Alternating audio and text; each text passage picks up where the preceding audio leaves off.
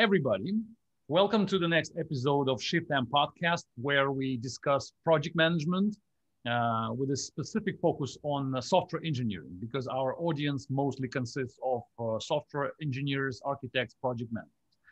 Today, I'm honored to invite David Hillson, who is known as the risk doctor, a famous expert in risk management, which is one of the most, in my opinion, most important area in project management.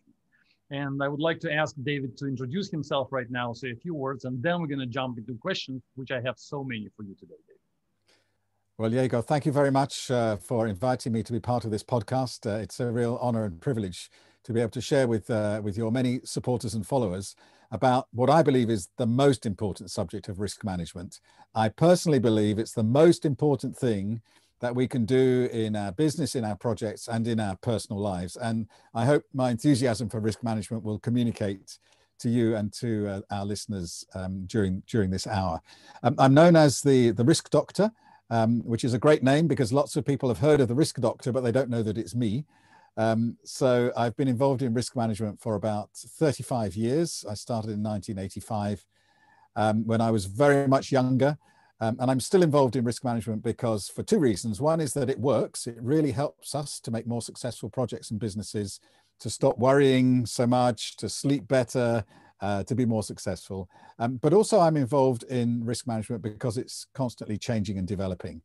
And I've had the privilege to be something of a thought leader in risk management for the last little while, just in developing new ideas and spreading them so that people can use them to be more effective in managing risk in their projects, programs, and businesses. So for me as a thought leader, that's one interesting and important thing. But the other really important thing is that I'm a practitioner. So the ideas have to work in practice. And it's that combination of new ideas and practical implementation that really excites me about risk management. Excellent. I actually spent a lot of time after I met you on the PMI podcast. Then I spent, I have to say, a few hours for sure listening to your videos on YouTube. And I was very surprised by how much I think we understand project management, risk management in the same way. But I would like to start with a story, like a funny story. A few weeks ago, I posted a question on Twitter where my followers are mostly engineers, programmers, maybe project managers. The question was with a few options. The question was, do you guys have risk lists in your project? And the answers were grouped in three groups, in three categories. The first answer, yes, we do have the risk list. The second one is, no, we don't have the risk list. And the third option was, what is a risk list? So how do you think where was more than 50% of answers? And there were a few hundred people answering that question. So it was more than 50% who were saying, what is risk? Yeah, they're right. Yeah, you're right. Absolutely. So I'm completely shocked. So why do you think it's happening? Can you analyze the situation? Well, I guess it depends on who you were asking and who was answering your questions, I guess. But to me, risk is a natural part of life. It's something that is part of our ordinary everyday conversation and thinking, particularly at the moment with the pandemic and with vaccines and with infection and do we wear a mask or do we go out? We're all thinking about risk exposure all the time. And why would you ever not think about that in relation to your projects and programs or your software? I can't understand how people would not think about risk. So maybe it's a question of education.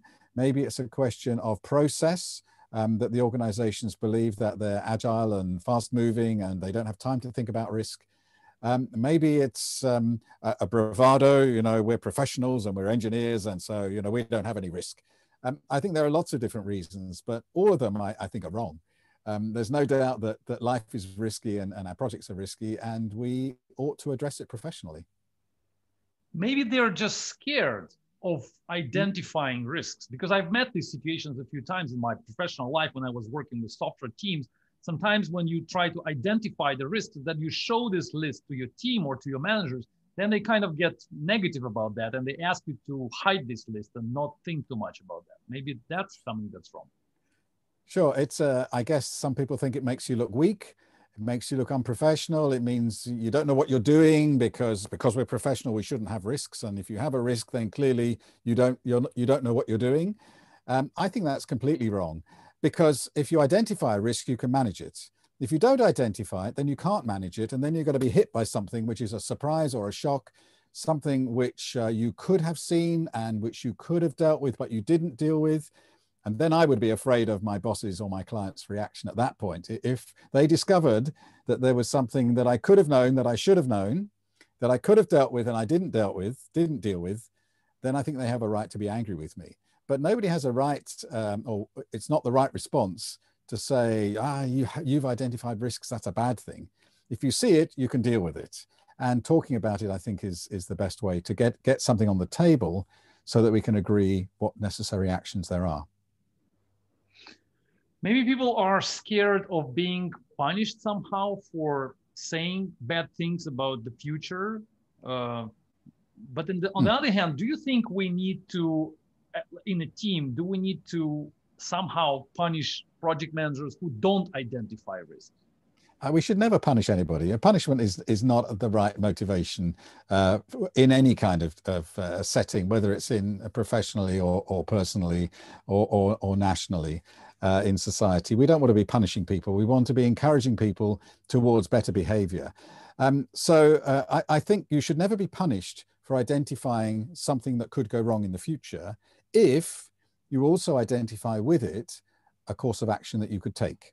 So I would always, if I was going to be going to my boss or going to a client or going to my stakeholder or business owner and saying, I found this thing, I'm a bit concerned. If it happens, then we could be in trouble. But don't worry, because along with the risk that I've identified, here is a potential risk response and some actions that if we take, it would make this bad thing less likely, or it would make it less severe. And if we take these actions, in fact, it might even stop it happening altogether.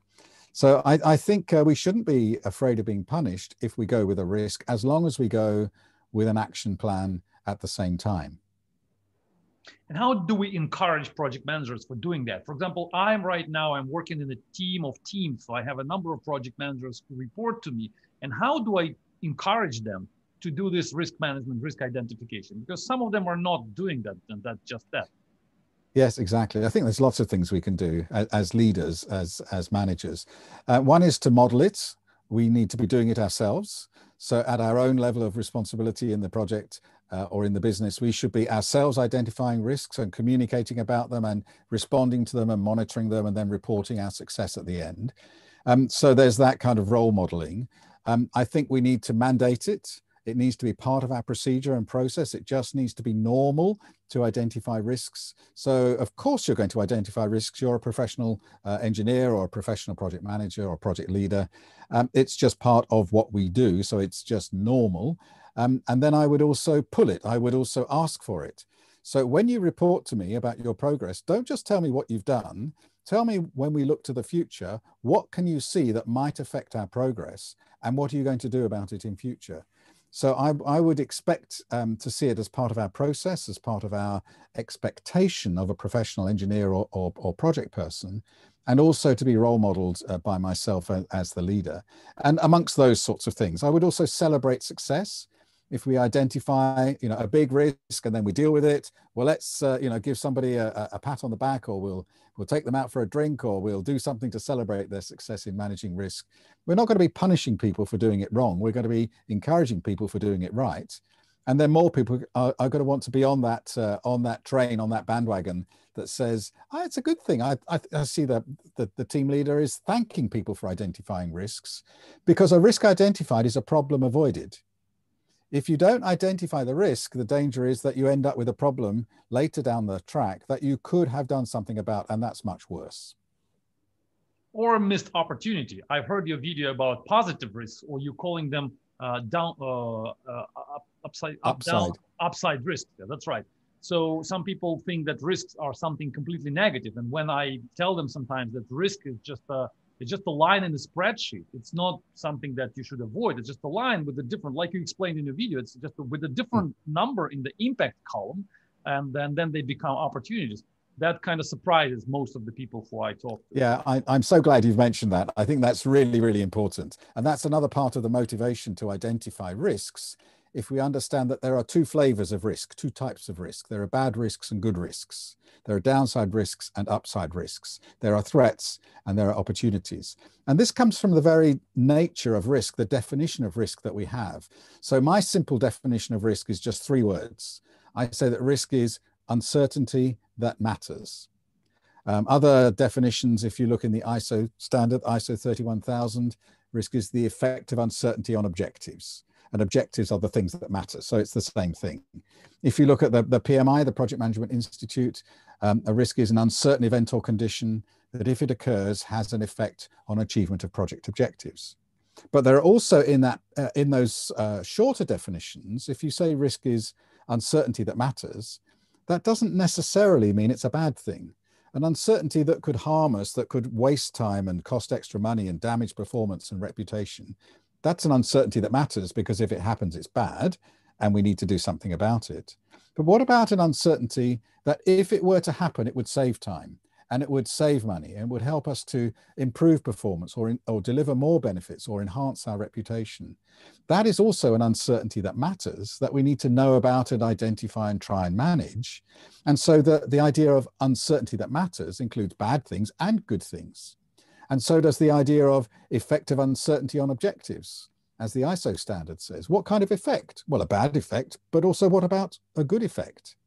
And so for the PMI definition, it adds those 3 words in. It says it's an uncertain event or condition that, if it occurs, has a positive or negative effect on achievement of objectives.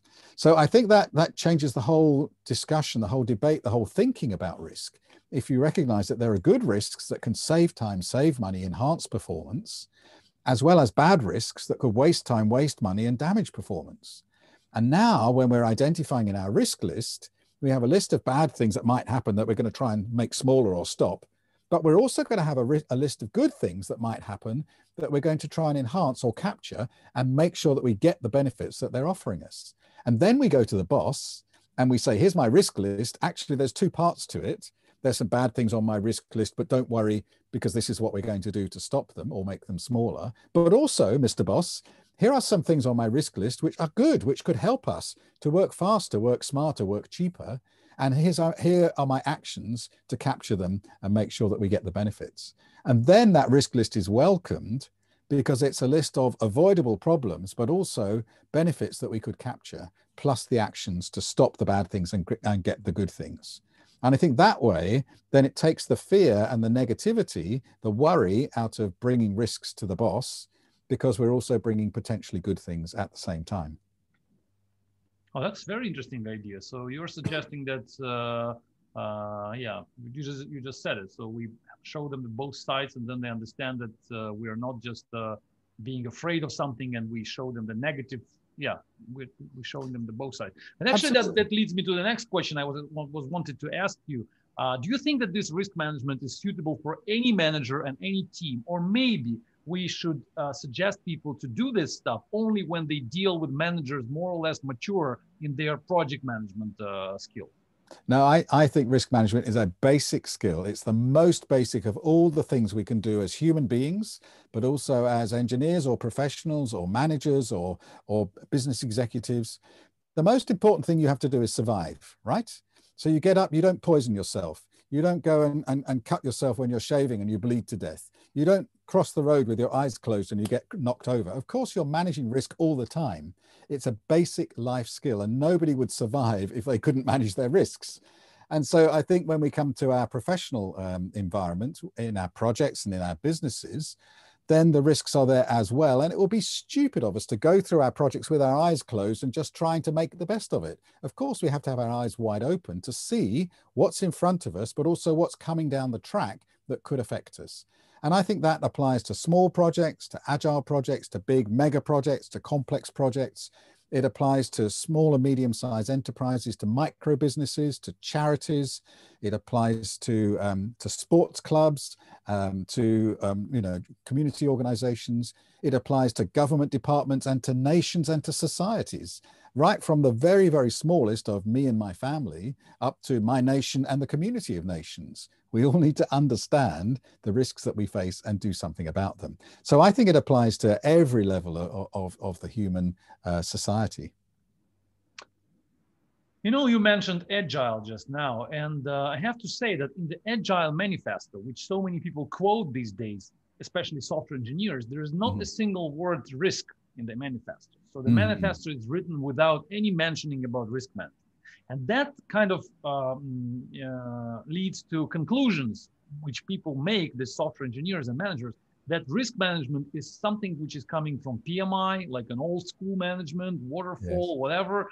And we are now doing agile, so we don't need this stuff anymore. We don't need this risk list, and we don't need this risk analysis, quantitative, qualitative, doesn't matter.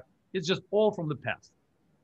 Yes, I mentioned it deliberately. I was being provocative. I thought you might pick up on that.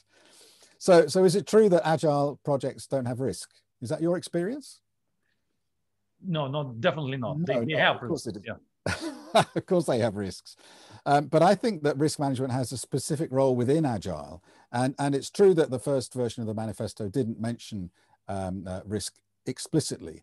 But a lot of the things that you have to do in an agile project are risk-based decisions. So for example, when you're putting together the functionality in your first sprint or your first tranche of work, your first element, what we want to do is, in order to de-risk the whole project, we put the most risky elements of functionality in the early tranches, in the early cycles, right? In the early sprint. How do you know which are the most risky elements? You have to do some kind of comparative risk assessment, right? So you go through your functions and you say, this one's easy, this one's a bit tricky, this one's really difficult. And so we do a very quick and dirty risk assessment of all of the functionality, all of the different elements, all of the parts of the user experience or the user story. And we want to put the most risky ones first, so we get those out of the way. That means we need to understand which are the most risky.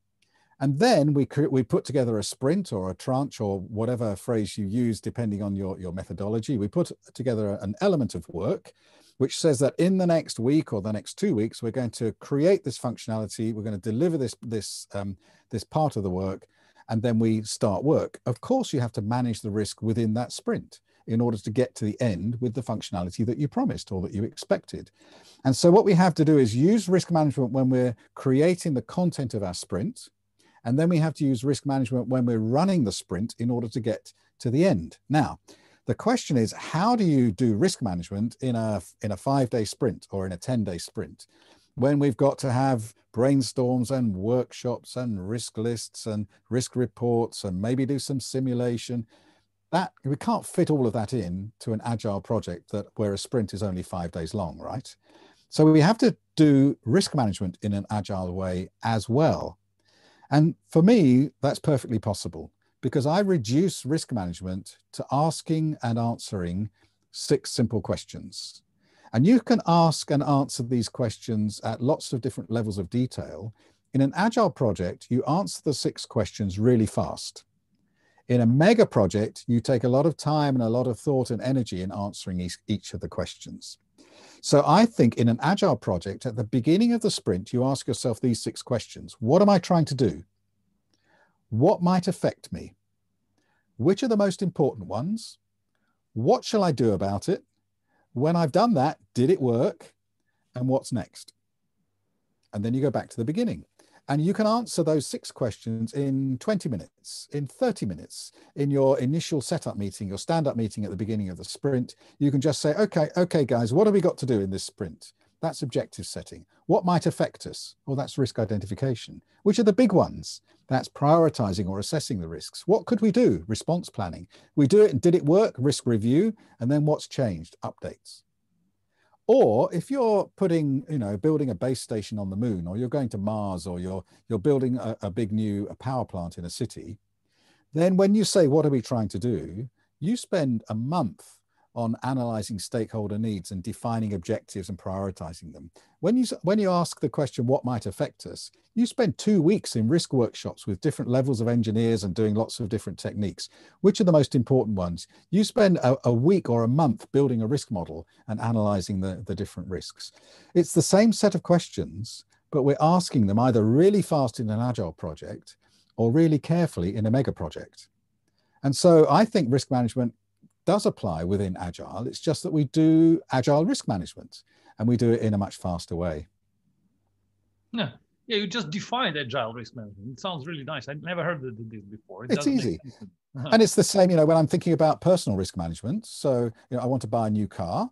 What am I trying to achieve? What are my objectives in the car? What might affect me? Availability of the car, the availability of my finances, all sorts of. So then which are the most important things and what can I do about them? And then I go and buy a car. I'm planning a holiday. My daughter's getting married.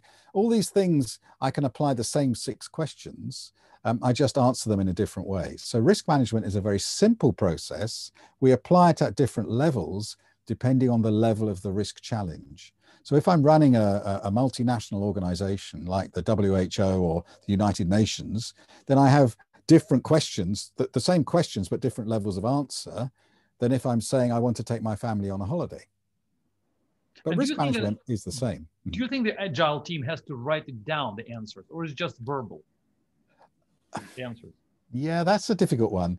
I think there is a value to documentation, but there's documentation and documentation. I mean, you could write down, lots and lots of detail. I think the reason for writing it down is twofold. One is accountability, so that you can say, we said we would do this, did we do it? And then the other is for education. So we can come back afterwards and say, my project is a little bit like this one. What risks did you have on your project and how did you tackle those? And is there anything I can learn from that to help me now I'm on this project? If you don't write it down, then all of that previous information is up here, which either gets forgotten or you leave or you're not on the project. It's not so easy to access. So writing things down is good for immediate accountability and longer term learning. It's interesting. Have you ever seen in your professional life as an agile team with a written down risk list or some notes from the risk identification this session? Yes, absolutely. Yes. I mean, I was the risk manager on an agile program in South Africa for a big telecoms company, the telecoms company that sponsored the World Cup, if you remember back that far. So I won't name them, but they're a very big company in Africa. And they had a program to replace their entire billing system for not just the nation of South Africa, but all the nations that they worked for. And they decided to run this program in an agile way. And I was called to support the program team as a risk specialist. And so we implemented agile risk management within the agile program. And yes, we did write things down and we had risk reviews, but they were stand-up risk reviews and they happened very quickly with the whole project team understanding what the issues were, deciding what had to be done, going off to do it. 3 days later, we come back, we have another meeting. Did you do it? Did it work? What do we need to do now? And there were minutes of the meeting, but it was all done in a very, very fast and agile way. And the project was a great success. It's very interesting to hear this title, risk specialist. This is again first time for me. Can you tell us a little bit more what exactly this person does, this role does in the project? I understand that we have a project manager, and in my understanding that this is the role who is responsible for all the risk identification and all risk process. But now you're saying that you were invited specifically to be a risk specialist, not a project manager. Did I get it right? That's right. I did say that. It was a big program, and to replace the entire billing system, multinational across the whole of Southern Africa for this particular telecoms company. And so there was a fairly well-developed project office and a program manager and several project managers with different specialist roles, planning and reporting and configuration control and earned value and finance and risk. So that was the case for that project. Of course, it's true that the project manager is responsible for managing the project, but that doesn't mean that the project manager does everything themselves. So they have technical specialists, and then they might have administration specialists, they might have contract or finance specialists, and they might have a risk specialist. Now, the purpose of the risk specialist is to facilitate the risk process, to help the project manager to understand and manage the risks, their risks on their project. I have a little video you might see on the YouTube channel. It's called Kill the Risk Manager. And the idea of kill the risk manager is not to go murdering people in your project team, but the idea is to say the term risk manager is really unhelpful because it makes you think that the risk manager manages risk. which is the wrong idea. The project manager manages the project, but the risk manager helps the rest of the project team to understand and manage their risks. So I prefer the term risk specialist, a risk coordinator, risk champion. You know, there's various different terms we might use, but risk manager is not a good term because the risk manager doesn't do the managing of risk. Right. And this comes back to the idea of risk being an uncertainty that matters, an uncertainty that matters because it affects our objectives. So the person who owns the risk is the person who owns the objectives. Now, on a project team, the project manager is responsible for delivering the objectives. So the project manager is also responsible for managing the risks to those objectives. But just like the project manager doesn't do all the coding or testing themselves, or doesn't necessarily do all of the earned value analysis, in the same way, they don't have to manage the risks themselves. They're just responsible for making sure that it's done. And on some teams, that means you have a risk specialist. And on others, it's just delegated to the team. It depends on the size of the team and the way they're organized.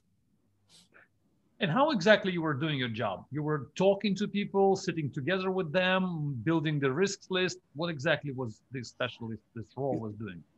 Yes, it's not just with this project, this program, but generally speaking, the risk specialist job is to talk and listen. But it's always to ask difficult questions, ask the next question. So what are you doing? That's the first question. Why are you doing that? Why aren't you doing this? This sounds a bit stupid. What, have you not thought you could do it this way? So you always ask a question and follow it with another question and another question. So the risk specialist needs to be curious, but also knowing where they're going to. So we're drilling down into the detail to find the uncertainties to help people understand their own work. I don't always understand what the project team are doing. I'm not a specialist in all the types of projects I've worked on, but I know how to ask people to expose the things that they're uncertain about. And so, of course, a lot of that is talking and listening. Sometimes it involves reading. A lot of the risks are documented in the contract or in the technical specification or in the terms and conditions, the assumptions list, the constraints list. You know, sometimes we'll find risks are hidden in the documentation. So a structured document review can expose risks. But most of the time, it's talking to people and creating those insights so that they can express the things that they kind of know deep down, but they didn't know that they knew.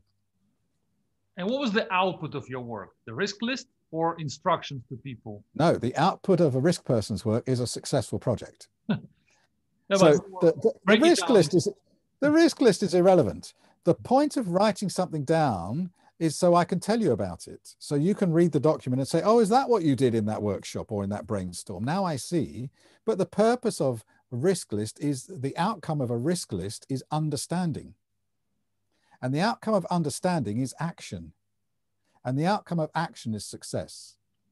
So the only reason you do a risk workshop is not to create a risk list. It's to document the new understanding you have.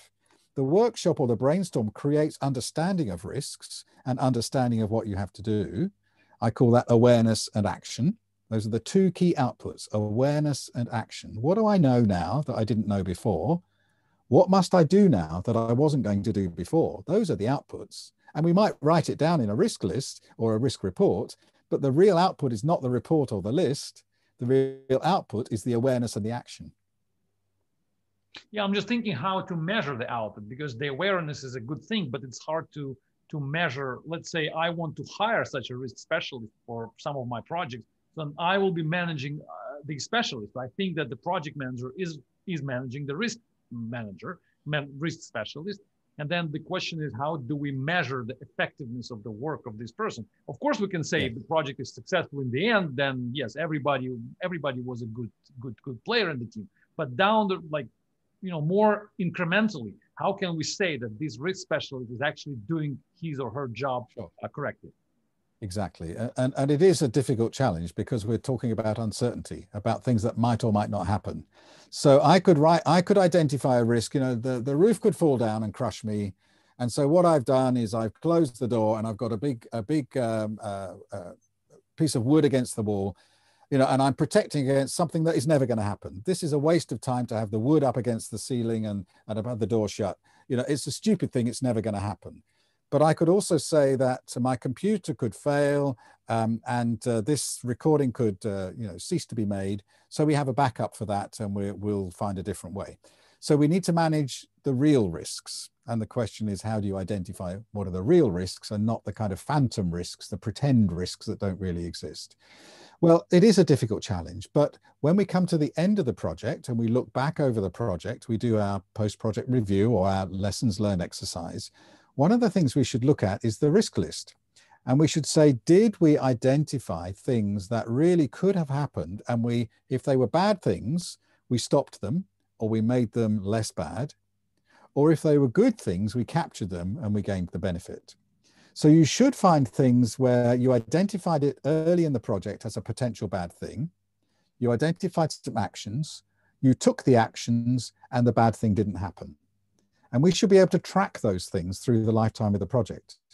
Or at the beginning of the project, we identified a potential good thing, and we changed our direction and strategy to capture the good thing, and we did capture it, and we got additional benefits, and we saved some time or saved some money.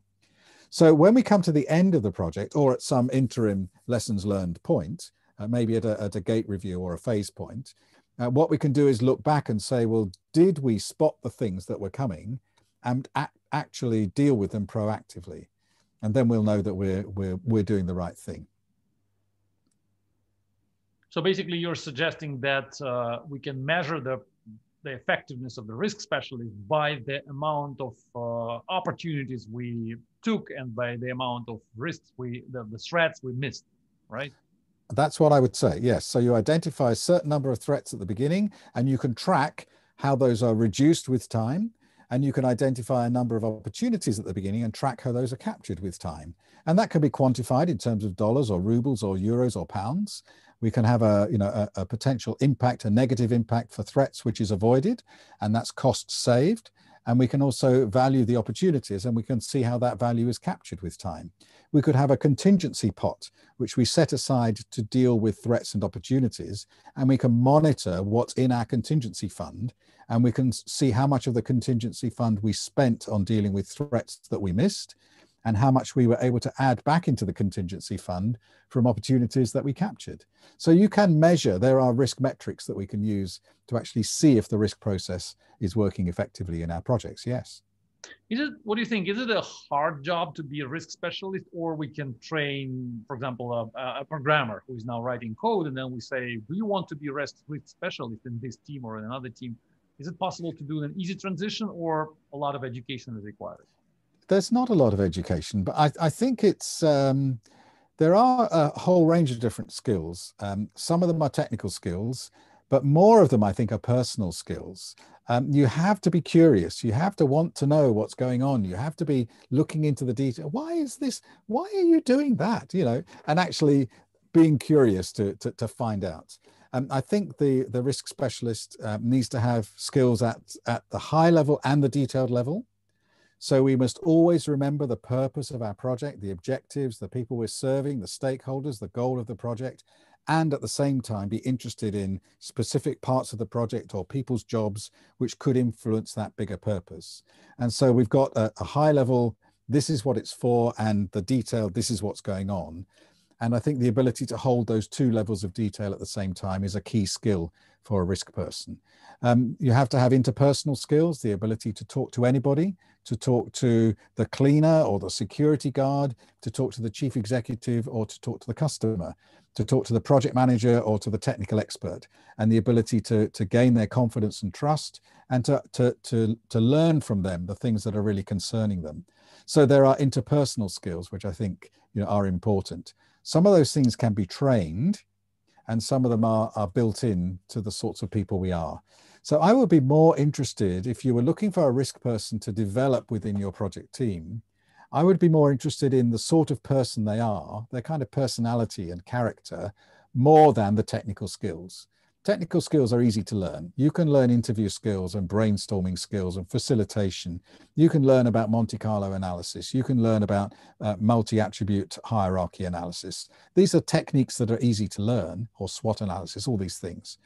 What's harder to learn is that kind of interpersonal thing, or that sense of curiosity and interest. But I think that you're saying that it's better to take someone from the team. But I think that the risk doctor, the company you are promoting and you develop, is, as far as I understand, is more like a service provided to teams like, for example, my team, where I don't need to grow a person in my team or to have a full-time person, but instead I can go somewhere to some service provider. Sure. And then ask, can you please send me, like they did with you, like a risk specialist, to send it to my project for half a year, for example, and let that person do all the risk management, and then not management, risk analysis, and then that person will go somewhere else. So yes, and then they go, and then you have no skills in your company, and then for your next project you have to hire somebody else, and that costs more money, and then you lose them, and then you bring another person. Yes, of course you could do that, and obviously that's my business, and that's what the Risk Doctor Partnership does. We are a risk consultancy. So some organizations build their own capability, their own capacity of risk management skills within project teams and within the organization. Some organizations will have a part of the project office, that part of the project office service to the projects is to provide risk facilitators or risk specialists. And for other projects, it's the right answer to bring somebody in from outside. So there's a range of different ways of meeting the need. And I wouldn't say that one is always the right thing to do. It does depend. So we tend to come in for projects that are big, that are complex, that are novel, that are innovative, where you need to learn from other industries. So, for example, I was working in with NASA on the mission to Mars, sending space astronauts off to Mars, and we had a particular technical problem in how to build a base station on the moon. And they asked me to come and unlock this technical problem that they had in building a base station on the moon. Now, I don't know anything about building a base station on the moon, but I do know how to ask the right sort of questions so they can answer their own questions, they answer their own problem. And what I brought was a technique from pharmaceutical research and development, and actually how you develop new vaccines. And something I had developed for a pharmaceutical company in Belgium, which they were working on a particular problem with dengue fever, I think it was, and developed a risk technique which helped them to solve their technical problem with a dengue fever vaccine, whatever that is. And I took that to NASA in Virginia, in America. I said, try this technique on this base station problem. And it worked. It unlocked the whole thinking. It helped them to solve this particular problem using a technique that had been developed in the pharmaceutical sector. Now, somebody, if they'd brought a NASA risk specialist, they would have been engineers, they would have been space specialists, they would have been, in this world. But what we could bring as external consultants is a view of multiple worlds. I've worked in nearly 60 countries on every continent except the Antarctic. I've worked in 20 different industry sectors. And so I have a range of experience that I can bring, but it's a little bit expensive. If you develop your own person, effectively they're free, but they're limited to knowing what what's within your company. So it's in England, we have a phrase, horses for courses. You pick the solution depending on the challenge. That's true. I think that if the person stays within one team, within one project office, then the person will be a little bit biased on the risk they identified before. Exactly. Yeah. That person will only know a few specific risk categories, and it will be very hard for that person to look aside from this, like you said, the box narrow view. Yeah, so it's good to move people around, even if they're within the company. And that's why having the risk function within your project office is often helpful, because then they can look across a program of projects, a variety of different projects, and take the learning from one project to another to another. So, there is value in the in-house risk specialist, but there's also value sometimes in bringing in someone from outside.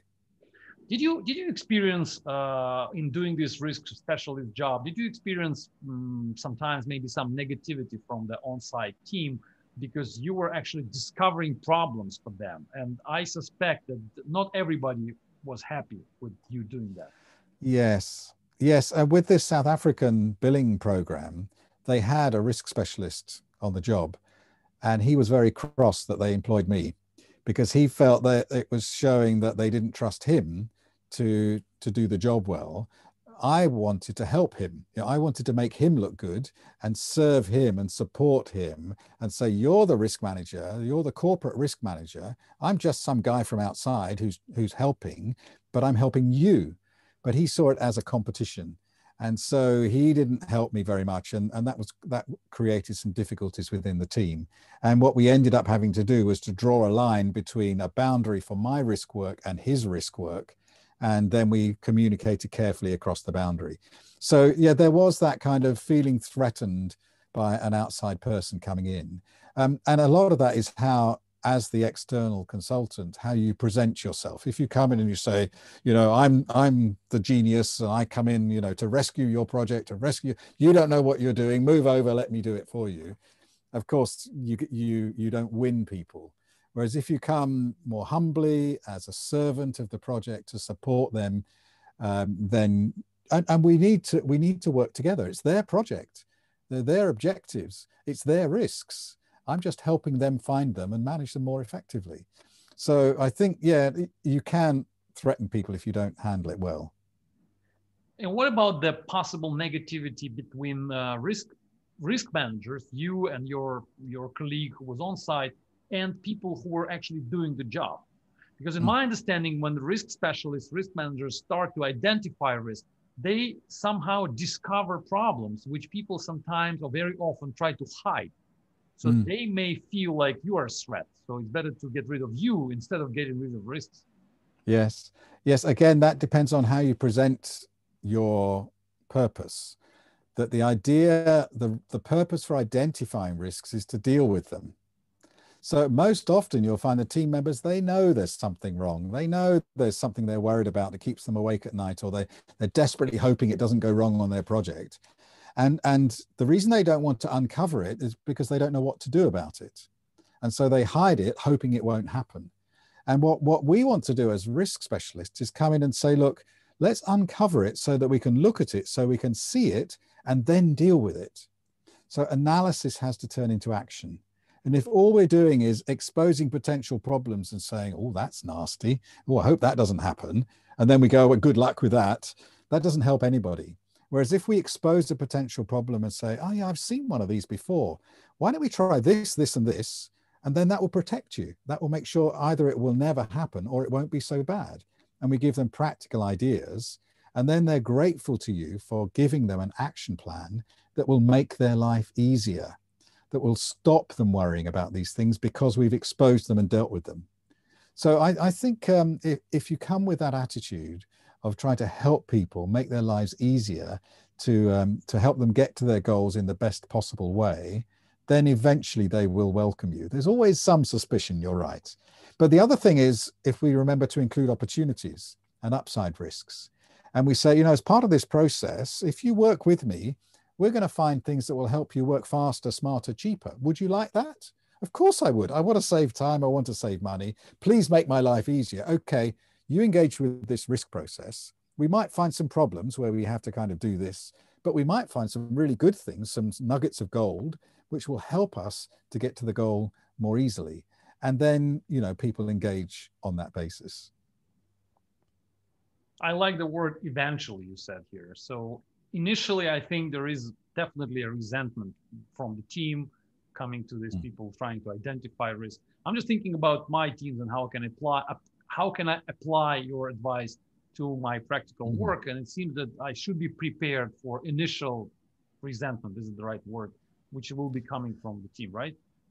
Yes, like I say, I think it's all about how you present, so how you approach people. So I would always start with a 5 or 10 minute briefing that just explains to people what is risk. It's uncertainty that matters. It matters to you. Why does it matter to you? Because the bad risks will stop you doing what you need to do, and the good risks will help you. Now, I'm here to help you find the bad risks and the good risks, stop the bad ones and grab the good ones. And I'm here to make your life easier.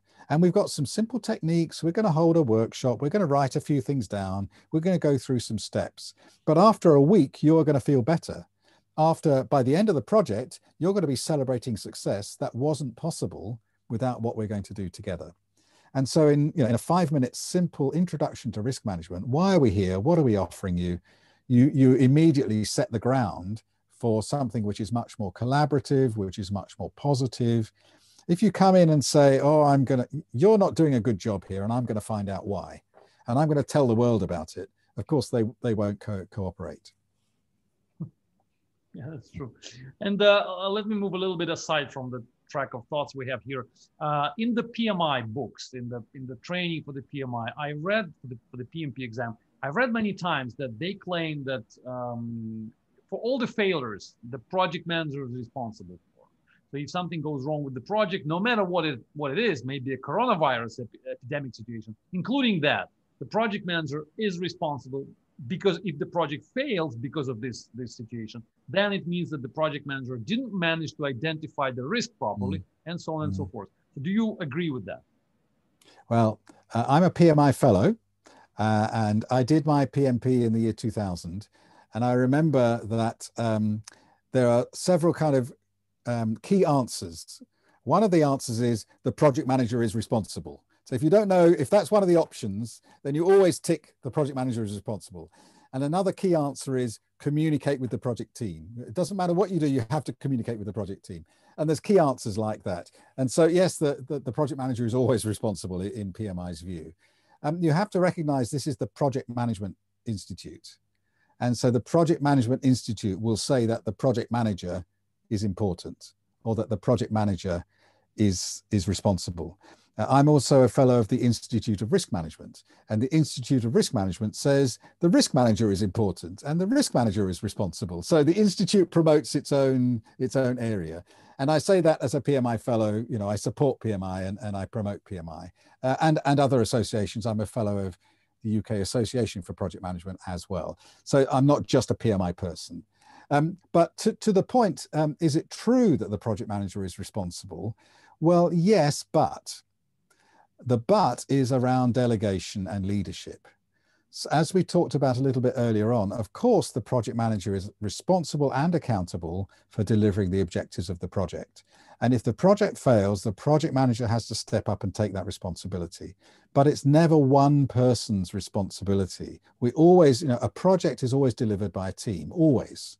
If it's a single person, it won't be a project, it'll be an activity or a task.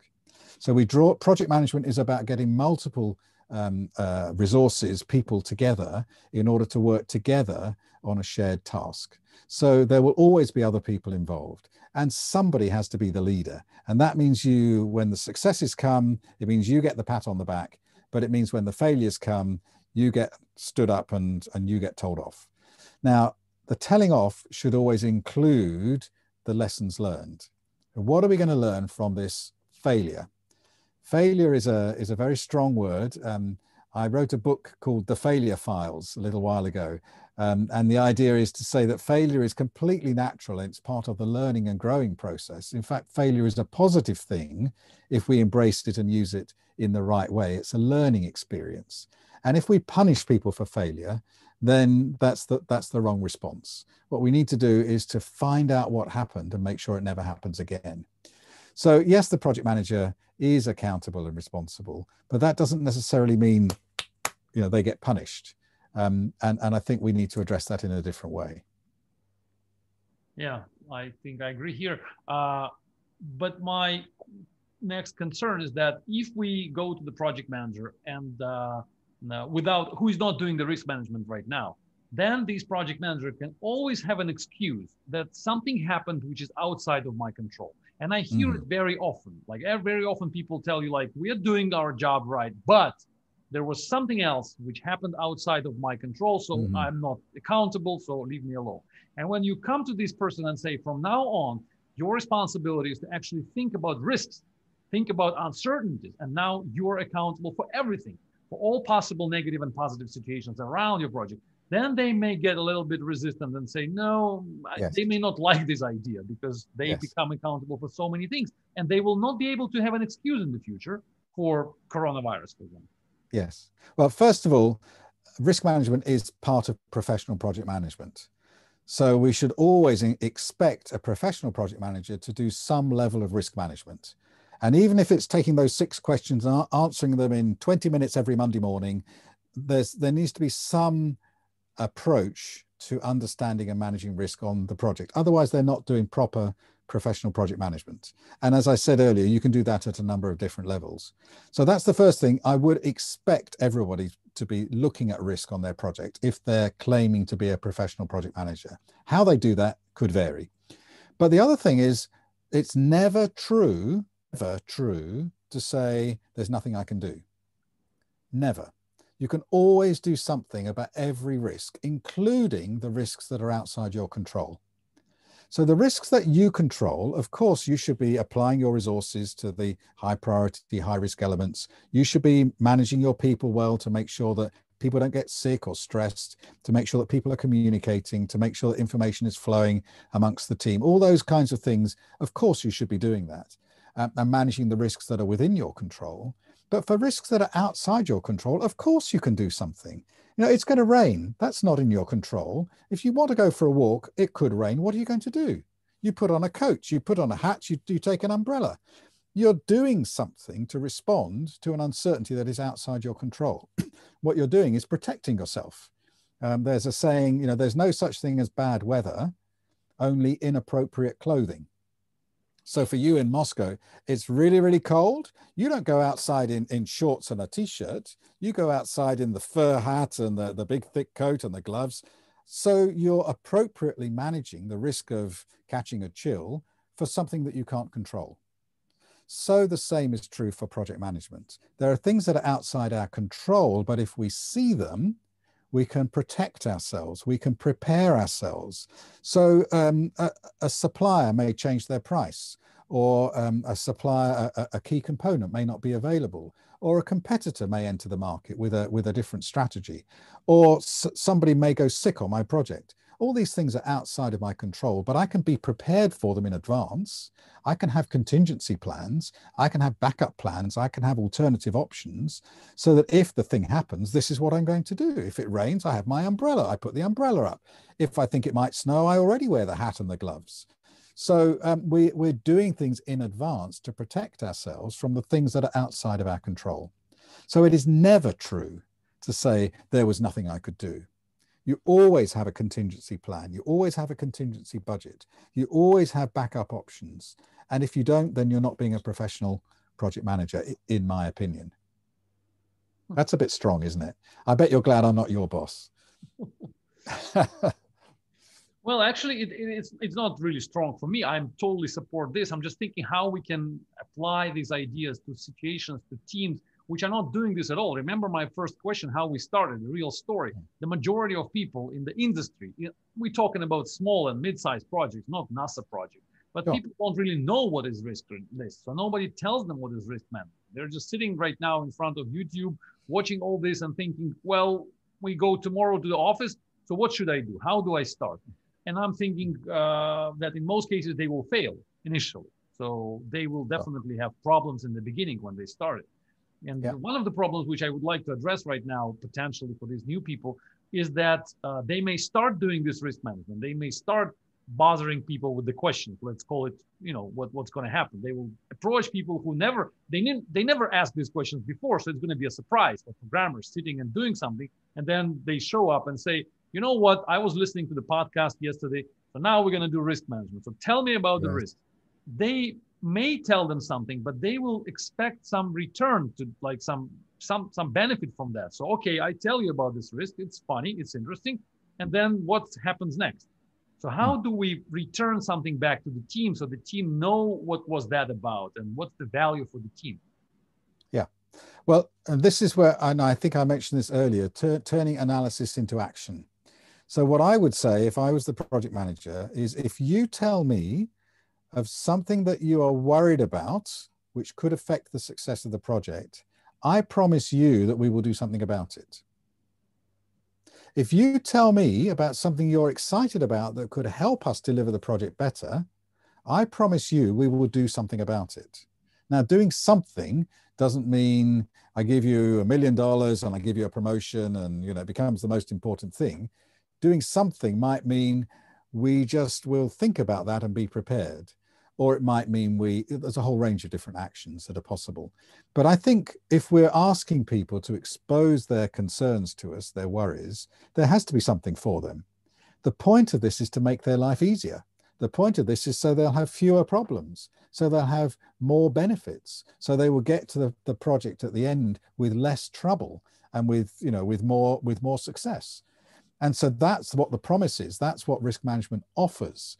And if we're going as project leaders or project managers trying to engage our team and saying, you know, we haven't done this before, what I want you to do is to tell me about the threats and opportunities, the uncertainties that you're grappling with, the bad ones that worry you and the good ones that make you a little bit interested and excited. There has to be a something that follows. And the something that follows, if you tell me, I promise that together we'll do something about it, which means we'll stop bad things happening and we'll make good things happen. And at the end of the day, our project will be more successful. And without that promise, then I think you're right. We're asking people to give away knowledge and information to expose their concerns and their worries with nothing in return. And then why would they?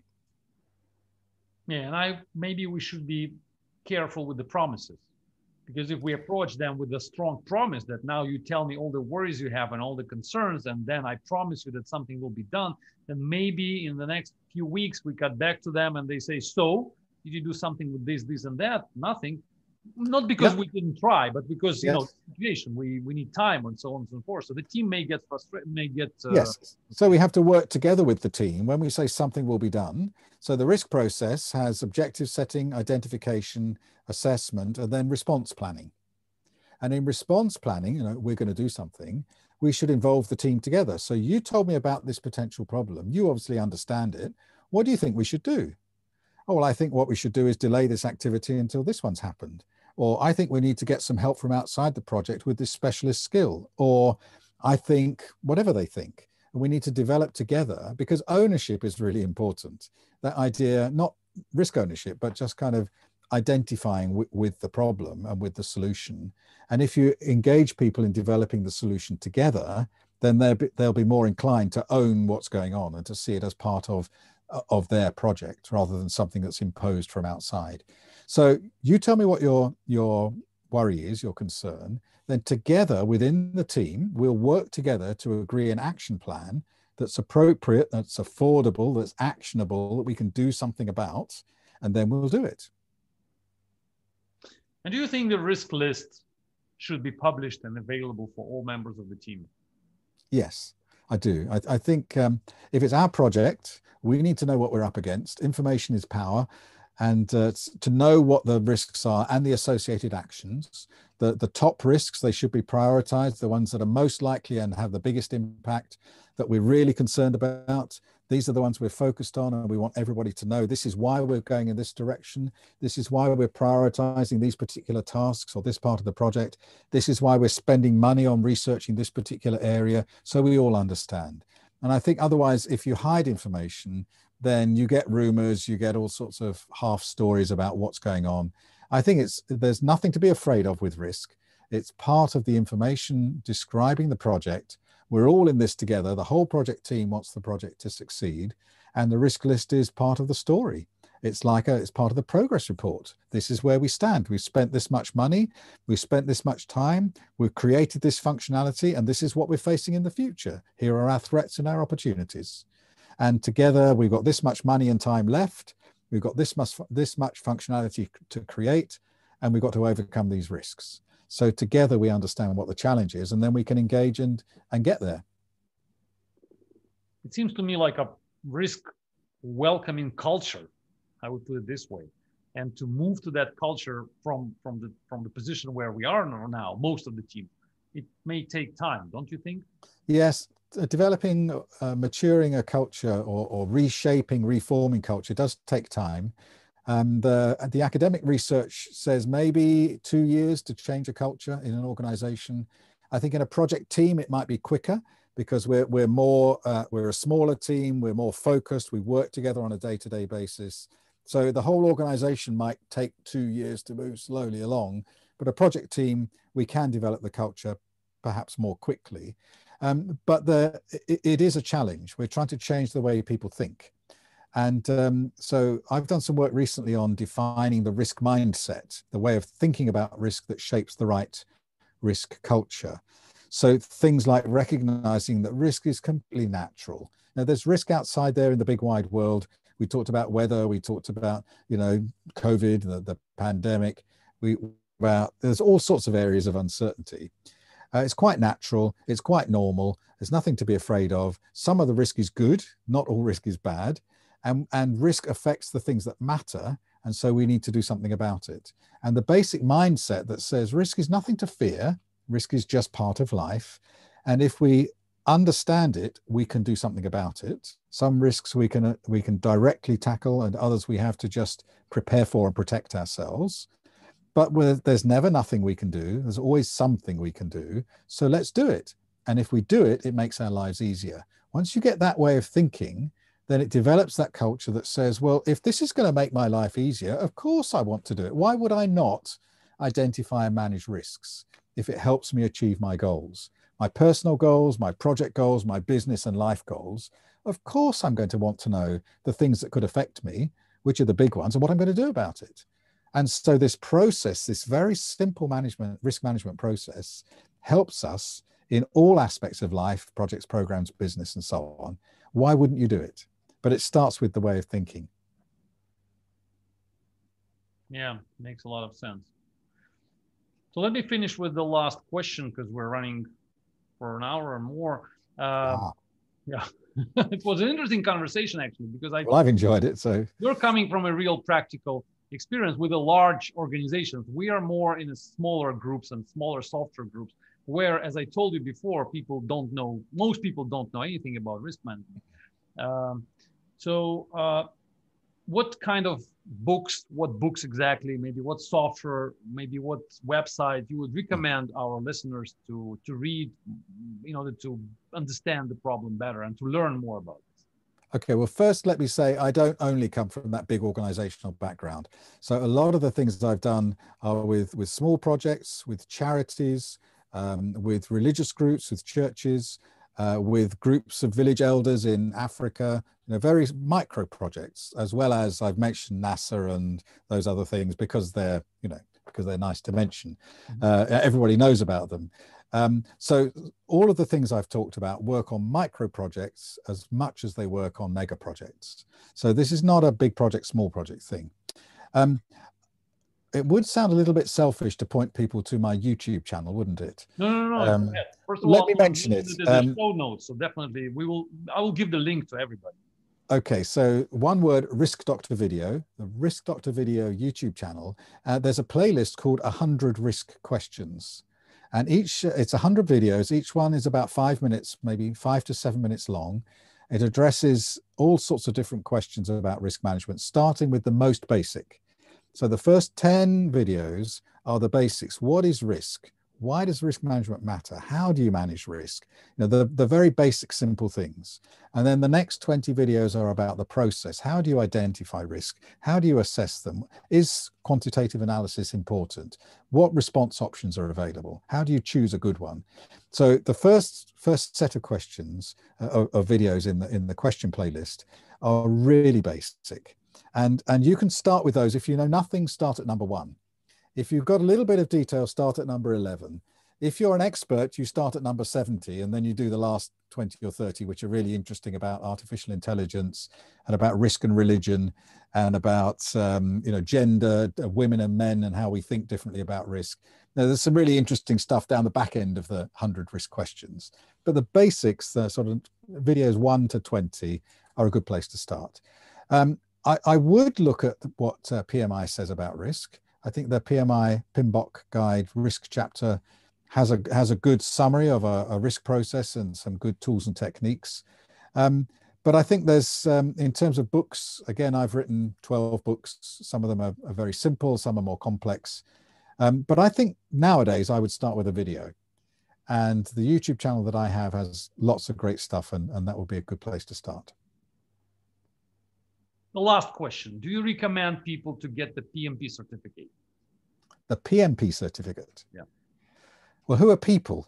I don't recommend my wife to get it or the postman. But if you're a professional project manager, how does anybody know that you're any good?